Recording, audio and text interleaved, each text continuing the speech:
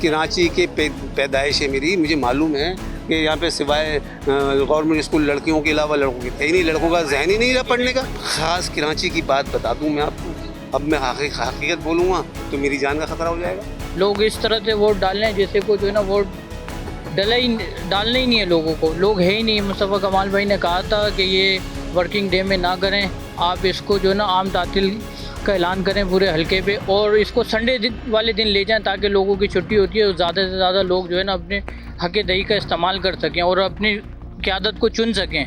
लेकिन आपको पता है महंगाई कितनी है, लोगों को जो है ना रोज़गार की पड़ी हुई है, पेट्रोल आए दिन जो है ना उसकी कीमतें बढ़ी जा रही हैं, लोग छुट्टी करके वोट डालने नहीं आ रहे। लोग जो है ना वक्फे से 5-10 लोग जो है ना वक्फे से आ रहे हैं और 20-20 मिनट आधे घंटे के गैप के बाद आ रहे हैं। सिर्फ हमारे कैंप में नहीं, हर कैंप का यही हाल है। आप ऑल ओवर जो है ना विज़िट कर लें, यही हाल है, वोटर निकल ही नहीं रहा। गर्मी की भी ज़ाती है और फिर वर्किंग डे भी, इस वजह से जो होनी चाहिए उस तरीके की तेज़ी नहीं दिख रही। इस वजह तेज़ी बिल्कुल भी नज़र नहीं आ रही।